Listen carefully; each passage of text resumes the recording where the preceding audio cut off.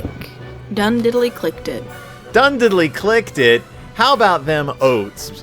How about them oats, man? A big bowl of oats. That's a terrible way to begin this episode. That it is. I don't like oats. You don't like oats? But they're in so many things. Oatmeal. I don't like oatmeal. Oatmeal cookies. Don't like oatmeal cookies. Quaker oats. Don't like that either. Bag of oats for horses. I mean, that's for horses, so. But do you like Oates the writer? As like a human being or as a writer? As a writer. Not as an 80-some-year-old Twitter user. Then as a writer, yeah, I like her a lot. As a writer, yeah, I like her a lot. What about Hall and Oates? Are you a fan? I don't know what that means. Hall and Oates, the band Hall and Oates. Never heard of them. Here she comes. Watch out, boy, she'll chew you up. Oh, here she comes. She's a man-eater. I've never liked that song. How about, I don't know how it goes. I started singing the song and then I didn't realize I had no idea what it was.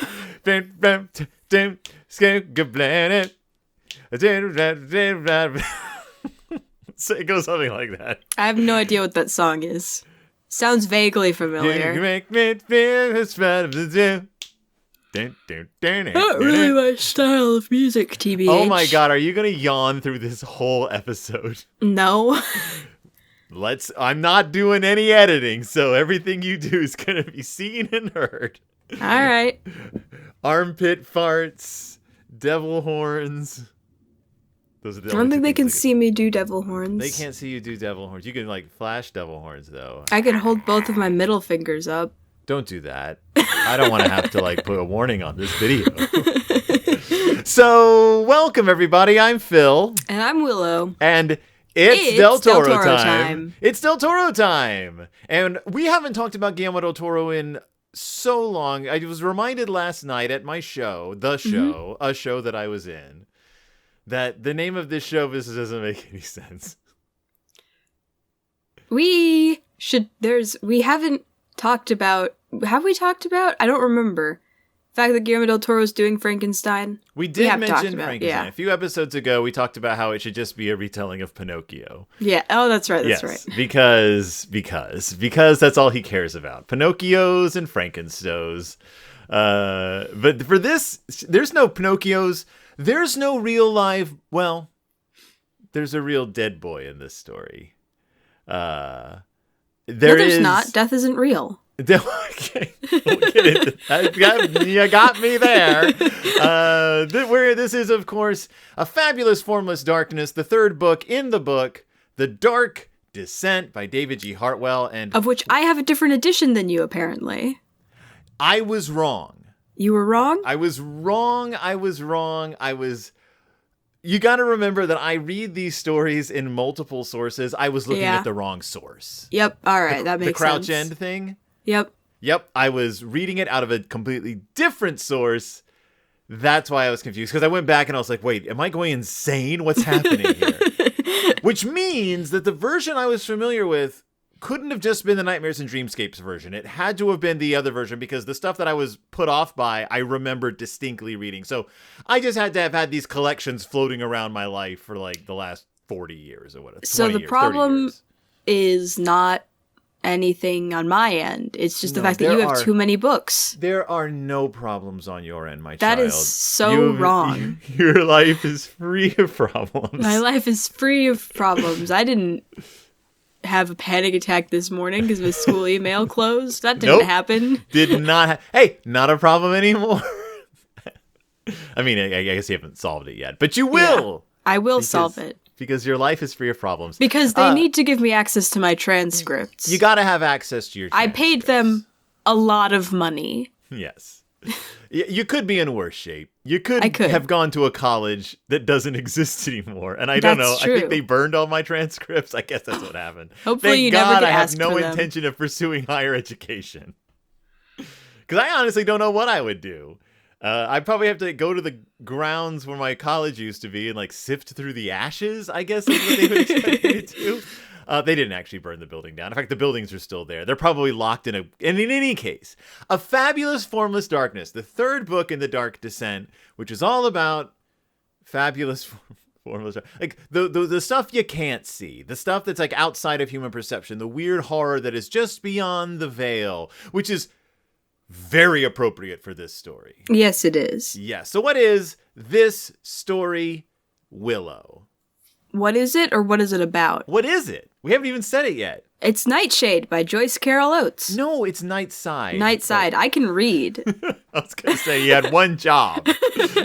What's the title? It's 2 words. Actually, one hyphenated word. It's Nightside by Joyce Carol Oates. Joyce Carol Oates' Nightside. This is... So we've covered Joyce Carol Oates before at your behest. Mm-hmm. You were like, I love that problematic woman. I liked the story. You're like, what was the story called? Can we please talk about that problematic lady?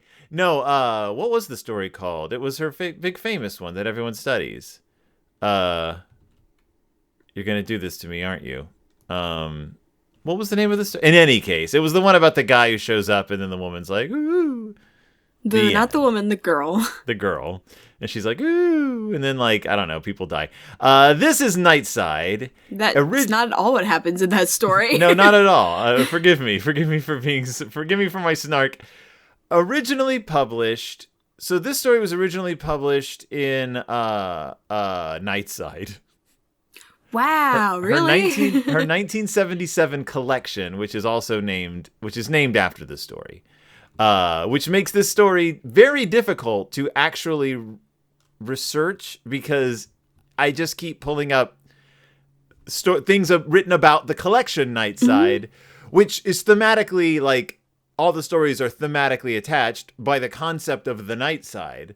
So you have to be very specific. I'm looking for the story Nightside featuring the character of Jarvis. I found if you put Jarvis in quotes in the search, you're more likely to come up with this. Nightside.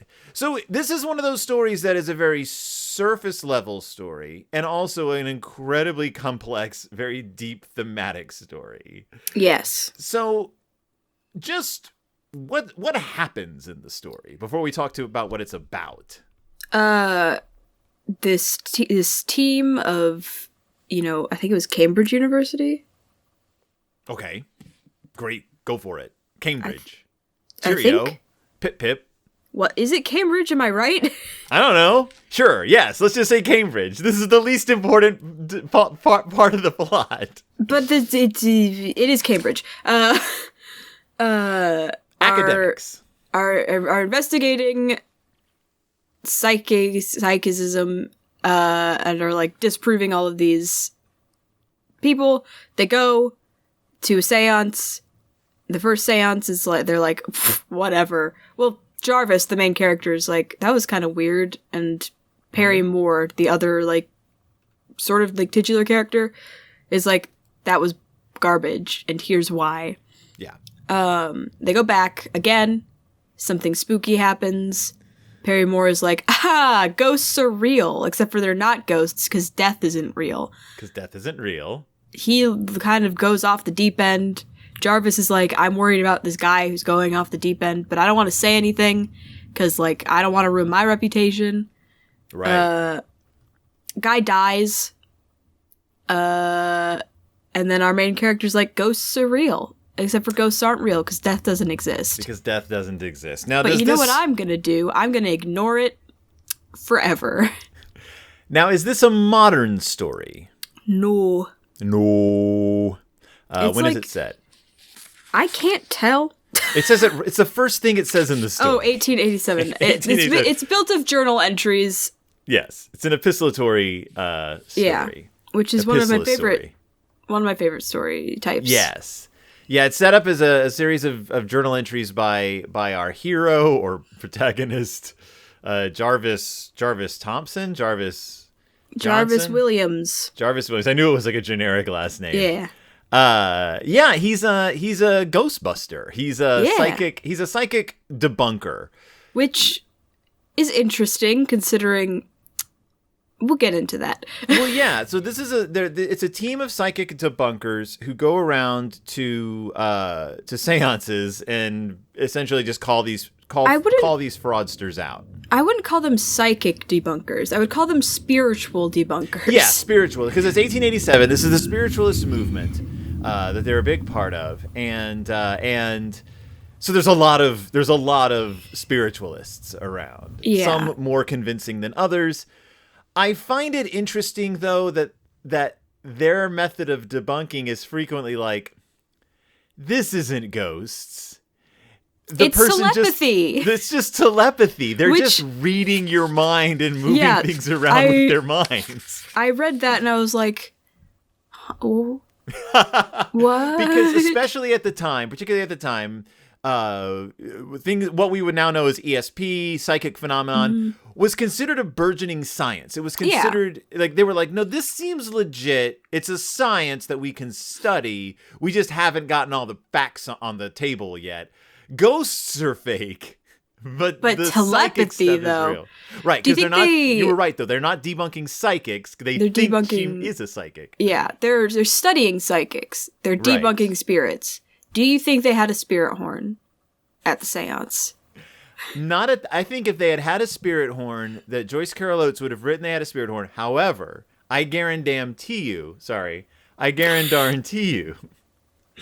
one of those seances had a spirit horn, but they did not use it in the story. But yes, someone had a spirit horn. It's 1887. It's like the golden age of spirit horns. Do you think they used it properly?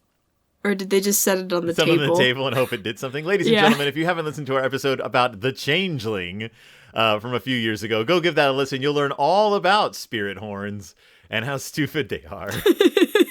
In a movie that is well made, but not at all scary. Not at all. The Changeling, also known as the scariest movie ever made, I guess. I'll still say it is. I don't understand it. This story, though, so you gave us the basic skeleton. His buddy Perry is like the ultimate skeptic. This story is gay. What? Do you think? It does. Joyce Carol Oates does an amazing job at alluding to the homosexuality of Perry, especially, without ever coming out and saying it. Because the main character would never come out and say it. That would be absurd in 1887 to even insinuate that. So the way he describes Perry's responses is like, oh, that's what this is about. The second Perry was introduced, I was like, so he's a gay man. He's a gay man. It's coded. It's very coded. He never got married. He's very fastidious. He's very neatly kept. He's very uptight. And then when the ghost of a young Brandon. man he once knew 20 years ago shows up, he flips out and is like, no, come back. I didn't mean to hurt you in the way I somehow hurt you. Yeah. He destroyed the suicide note because he was trying to protect him. What could have been in that suicide note? We'll never know. I think our main character's also at least bi. Oh, yeah? Mm-hmm. Why do you say that? I don't know. There's just some, like, the way he writes about Perry and the way his relationship with Perry is, like, really unexplored. But, like, there's, like, subtleties there. I feel like they had, like, something going on. And what's interesting is all the analyses I looked over and read about this story, none of them talk about that. Like, absolutely none of them.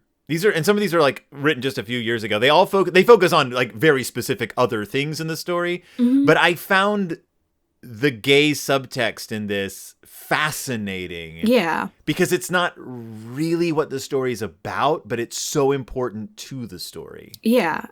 I don't know. I feel like the ending only makes sense if our main character is also dealing with either repressed homosexuality or like the loss of his partner. Right. Or the loss of someone he's just in love with. Yeah. Infatuated with. So you gave the rough outline. So what happens is Perry, who is the like super skeptic, there's this woman who they've gone to one of her seances before, and they're Mrs. really, A. Mrs. A. Yeah, it's presented like an actual like case file, so you don't get the last names of most people. Mrs. A. She's an amazing spiritualist because they can't figure out how she's doing it, and I like that they. Yeah. I like that they divide the frauds into like people who are deliberately fooling other people, and then frauds who think they're actually spiritualists, but they're just psychics. They just don't realize they're not actually contacting the dead. They're reading the minds of the people at the table, which is fascinating to me. Yeah, like it's fascinating because if psychic powers existed, then that would be a terrible thing to think you were capable of contacting the dead and not realizing you were just invading the minds of the people in your presence. Because we don't get any full proof that that's not what's happening. Yeah. Yeah, we don't ever see ghosts. We just hear them coming from Mrs. A, who might have like sort of like what they thought of at the time was like the ability to project your voice around the room. Yeah. Because she also has a bunch of like regular ghosts just around. Yeah. So a spiritual medium would have you have, as they do, they have their regular contacts on the other side. One of whom is like really annoying. Yeah. What is his name? Webley. Webley, who sounds like a character from DuckTales, but it's not. Yeah. Webley, he's like this sort of sniveling little annoying guy who shows up and everyone just sort of rolls their eyes and deals with him until he goes away. But like there's like talk of like multiple personalities of the medium, like I guess like multiple personality disorder or DID. Right. In the really well-known, accurate psychological definitions of the 1880s. Yes. They're not like mentally ill or traumatized. They just have telepathy. And what we're delving into here is the ancient tradition of viewing people with epilepsy, people with multiple personality disorder, people with dissociative identity disorder, people with schizophrenia as spiritualists, as people who are connected to the other side. And so that's not even a wild assumption to make, because I mean when you don't going way understand back. what's going on and people are seeing things or experiencing things you aren't, it's fair to say that there's something else going on. Yes, literally the origin of, let me look at my book here, most religions. Yep. I would say that's a pretty good guess that most religions began because someone thought they saw something. And no one else could see it. So they're like, I guess he got a hotline to the other side. So during one of her seances, she contacts the spirit of a young man who is clearly someone who Perry, the debunker, recognizes and has had a relationship with of some sort. And this pushes him completely over the edge. Yeah. Starting with, we are wrong to have ever investigated this phenomenon. We should have just trusted it to be real. To we now have to completely investigate this phenomenon. To where's my boy? To I am dead. And the big thing, the thing that you keep alluding to, that the spirit says. Both when spirits they meet, say, yeah. Right. Is that what? Death is not real. Death is not real. What is on the other side then? Well, that's a good question. What does Perry think is on the other side? This, like, I kind of, like, just grew, like, utopia of all the people who we've lost. Right, but you're also alone. But you're also alone. Yeah, that's the thing is, you're wandering around, people are there, they're all aimless, you can't really connect with anyone. Everyone's constantly flipping out and freaking out and going nuts in the afterlife because you're not actually dead. You're just trapped in The Say it night with side. me. The night side. Let's go back in time now. Back in time to good old William? 1887. What's his name? William James. William James. Willie Jimmy. Jimmy the Will Man. Will Jim. Why does his last name sound so familiar? Oh, I don't know. Maybe he's related to a good old author whose story we just read. Yep. Good old Henry James of, what was that story called? Jolly Corner. The Jolly Corner. So in this story, our narrator goes to visit William James. Professor James, he calls him. William James. The actual man. And in a fully fleshed out dialogue between the two of them, William James, the brother of Henry James, the son of Henry James Sr., who we discussed at length in the Jolly Corner, who had his concepts and his ideas about philosophy and about the other worlds. And now we have William James, who was an American philosopher, a very famous American philosopher, who is also coincidentally the favorite philosopher of Oates. Joyce Carol Oates. She considers him one of, if not the greatest American philosophical thinkers. She totally subscribed to his mode of thinking, and especially by the late 70s, she was in it. And there's a reason why this collection is called Nightside, because of the concept of Nightside, which is never mentioned in this story. I mean, it's alluded to. It's talked about. Not by title, yeah. Not by title. No one ever says Nightside. However, we delve into this philosophy, which is there is human consciousness, the consciousness we are aware of, but there is also a consciousness we are unaware of, and that is all of our hopes and dreams, experiences, memories, traumas, nightmares, everything we're not consciously thinking of is sort of buried in our head, and it's affecting us as much as everything else. We're just not aware of it. And it's basically, more or less referred to as the night side. It's also all of our suppressed thoughts and feelings. It's everything in this dark side of our mind, not negative, just hidden. Yeah. And William James... You can see how that comes from what we talked about during the Jolly Corner. Exactly. And William James, in this story, says it's like each person is living on an island. And the water surrounding the island is actually the night side. It's actually these thoughts and memories, these dreams and fears, everything we're never thinking about directly, sort of flooding. He's like, but the thing is, islands are not actually separated. Beneath the surface, all islands are just part of the crust. They're just they're just there. They're all connected under the water. So human beings are actually all forever connected. We just can't see those connections because of the murk of the night side. And that's kind of the basis of Joyce Carol Oates' philosophy, like more or less moving forward from this point. And it begins forming, it's the basis of, I read this, because I am obsessive and because I have ADHD and this is the kind of things we do for fun. I read, where is it? I have about 1 million tabs open. Okay.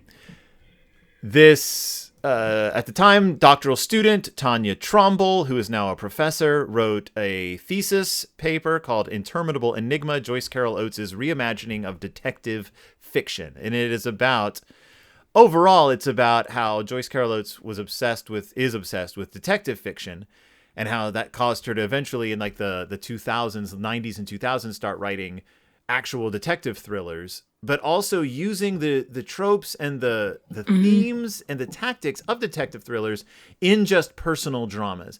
But in this paper, she starts off with the night side. She has a whole section just about the night side, not the story, although she covers it, but the concept of the night side. And it's available online if anyone wants to read it. Again, Tanya Trumbull, Tromble, Interminable Enigma.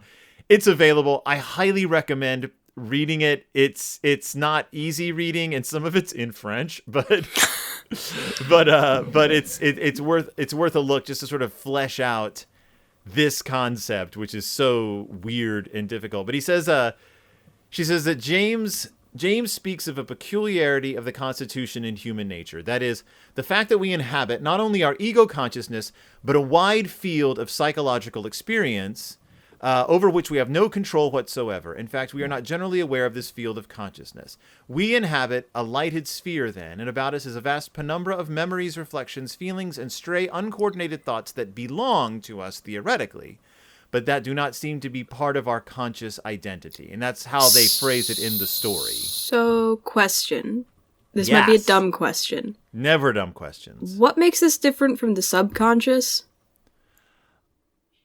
I think it's because this is while we were still formulating concepts of the subconscious, Yeah. like William James is 1887. So then, does the concept of the subconscious stem from this philosophy?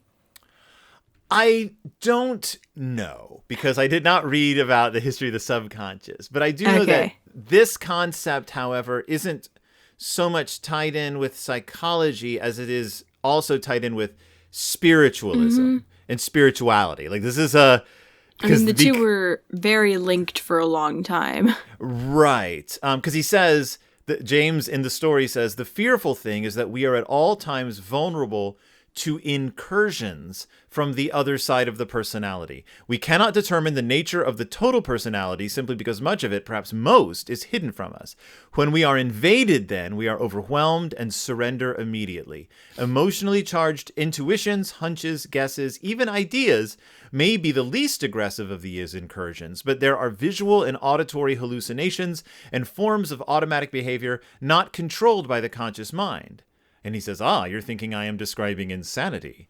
And so that's where I see the difference between that and the subconscious. Like, the subconscious is far more almost passive than what they're describing, which is this kind of just like thing beating on the walls of your conscious. Our main character, Jarvis, starts having dreams, nightmares. Yeah. About being in water, and then the water gets all muddy, and then it's awful, and he dies.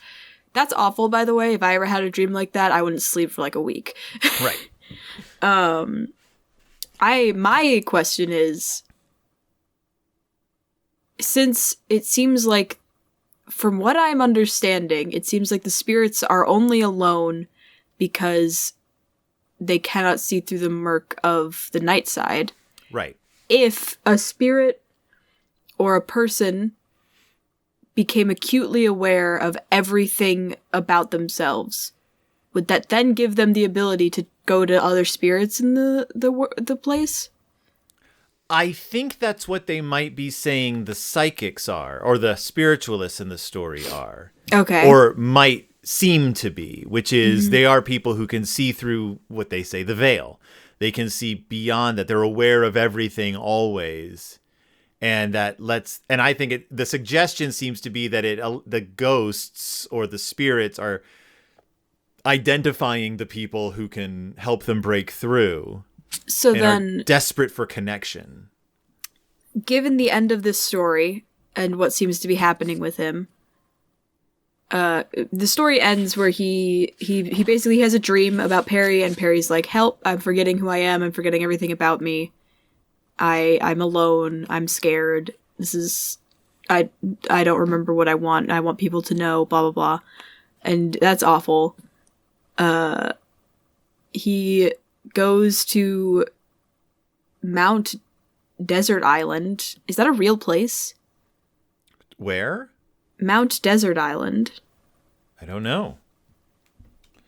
Mount Desert. Yes. It's an island in Maine, Mount Desert Island, which is a weird name, but doesn't great. Sound real. He goes to Mount Desert Island to do some hardcore swimming to keep his mind off of things. He goes with his family. But there's another ghost that's crying out to him. So does that, like, it seems like then anybody can become like one of these people once you're like tuned into it. Yeah. And you just have to not let it overwhelm you, essentially. Right, because what he says is life is the only reality. It is not extinction that awaits, but a hideous dreamlike state, a perpetual groping, blundering, far worse than extinction, incomprehensible. So it is life we must cling to, arm over arm, swimming, conquering the element that sustains us. And Tromble says in her paper that they've essentially switched places. Moore has gone from being an empiricist to a spiritualist, whereas Williams, who was open-minded, has now closed off his mind, not because he doesn't believe in this stuff, but because to accept it and to look into it is to like invite like insanity, basically, is to because you all you can think about now is the fact that one day you're going to die and you're going to be trapped in this vague like nightmare. My second question then is if like the spiritualists are able to see through all this murk and blah blah blah blah blah and potentially do that after they die, do you think there's like a little party going on somewhere with all of them gathered around like, ha, we told those schmucks that this was real? No, because I don't think they like each other. I don't think spiritualists get along. That's a shame. I do want to make sure we talk about the fact that the entire time I was reading this story, I could not stop thinking about the movie Talk to Me. The fact that there are so many parallels between this story and that movie. Yeah. Just in the sense that there are these ghosts who seem, or spirits who seem trapped in a world desperate for connection. So much so that their contact with the outside world, our world, has a tendency to drive people absolutely nuts. Yep. Talk to Me. A movie that I enjoyed when I saw it, like even more the longer I think about it. Like it's a phenomenal movie. It continues to surprise me every time I revisit it, just because there are subtleties in that. Much like this story, I kept reading this story and thinking about that movie, how that movie is kind of a modern version of a similar concept. Like you can't, once you're aware of the other side and you realize that it ain't all you thought it was, your life is kind of wrecked. Yeah. And that's not the main point of Talk to Me, but it is one of the things that happens in Talk to Me. A movie that if our audience has not seen, I highly recommend. Just be aware that it is violent, scary, and it is graphic, but it's worth seeing if you're. And it's Australian. And it's Australian. I didn't realize it was Australian when I went to go see it. And then they started talking, and I didn't realize it when they started talking initially, and then I saw a kangaroo, and I was like, wait a second. Wait a minute, it took until the kangaroo? Yeah, it did, You're like, actually. Why are all these Australians hanging out in America? No, I didn't even realize they were speaking with an Australian accent when I first saw it. That's funny. Why is this guy named Duckett? We don't ever find out. Is that a real name? We don't know. Is that an Australian thing? What's Duckett? It's the first named character you meet in the movie, Duckett. It's like, hey, where's Duckett? Everybody, where's my brother Duckett? And I'm like, why did you name him Duckett? I don't get it. Like, to start off simple, ease us into this world of insanity called Australia. No, good movie. Solid movie. I started watching When Evil Lurks, I think is what it's called. It's a Spanish film. Basically, they're like, if you liked, it's the one that's getting all the attention after people have like sort of drifted away from Talk to Me. It's another like brutal horror film that is also like very emotional. I'm having to watch it in chunks though, because I keep having to turn it off and walk away for a while. Especially a scene where a little girl gets savaged by a dog. And even though you haven't seen anything in it, it's so gut-wrenching that I had to walk away. Understandable. If I saw it in the theater, I'd be fine. But given the option, I can close my tablet and set it down and go take a walk. In any case, Joyce Carol Oates. I love this story. This is a great story. I'm always partial to gay subtext.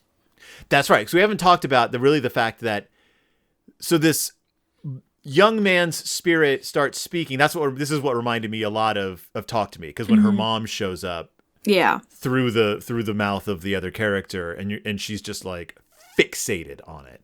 That's exactly what happens here. He hears the voice of this guy he had a relationship with, and suddenly our empiricist is like, go surreal, go surreal, go surreal. I want my boy. And he just starts like driving everyone. Yeah. He starts writing papers and like trying to attend lectures and stuff, but he's becoming more, because a lot of time goes by. He just becomes more and more unhinged and closed off from society. He loses the respect of like the community. It's just he goes off the rails. It's a very beautiful like reflection of guilt.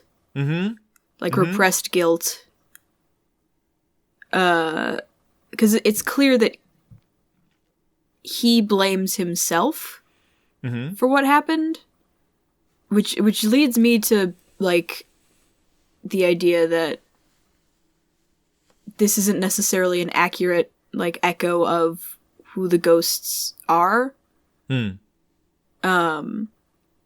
Because like it was said earlier, the first seance happens and it's a guy's wife that's contacted, and she calls him things that she never would have called him in real life. She's like really loving, which she never was in real life. Like it feels like not only are these spirits being filtered through the medium, but they're also being filtered through people's desires and perceptions of what they believe the spirits should be. Right. We're not talking to people. We're talking to weird echoes, maybe. Also, what you mentioned earlier, Perry himself, when he seemingly visits Jarvis in a dream, seems to be losing his memory as well. Like, these things aren't only disoriented and lost, they're also confused as to who they really are. Yeah, so it feels kind of like maybe she's not necessarily reaching into the spirit realm as much as she's reaching into the night side of the people in the room. I totally get that. I totally see that, which would also explain why she's able to replicate their voices. Yeah. It's not that a spirit is speaking through you. You're just basically just regurgitating personality quirks and signs of these other people, which is supported by the the night side theory. The dark side. Kill the younglings. I killed the younglings. I slaughtered them. There's no lightsabers in this story. No, it's that. It's this miasma of thought and memory and trauma that just if that's to me almost more terrifying, just because these poor spiritualists who are able to like just like that's just sort of pours out like sewage. It's this sort of harmful waste that you don't need. That's even more like Talk to Me. Right. And the fact that he's so desperate to reconnect with this young man who he feels he hurt, who he feels he wronged, who he just wants back. Yeah. But he's the fact that he's not actually talking to him, that it is just an echo or a reverberation, and that he dies thinking that this guy blames him for what happened, even though it's really only like his own guilt that's being reflected back to him. Yeah, the notion that knowledge of what's going on out there, and I love that our narrator says like there is only one reality, and reality is life. There is because there's no death. The only reality we need to focus on is what we're in right now, because to focus on the other one it's literally pointless, because it is nothing. It will come of nothing. It leads to no good, and to know it's coming will not do you any good. It will not help you as a person. Yep. So focus on your life, focus on your family and your kids, and just shut out the rest of it. We don't need to know about the night side. Exactly. Love it. Dark. Don't think it would make a good episode of Cabinet of Curiosities. No, I think there would be too much silence. Or too much noise. They'd add too many subplots. There doesn't need to be a monster in this one. But you know what? We might actually get a satisfying seance scene, unlike what we didn't get in the Nightmare Alley movie. I wanted to see more spiritualism in that from the novel, and he cut all that stuff out. So it is a very fascinating period in history. It really is.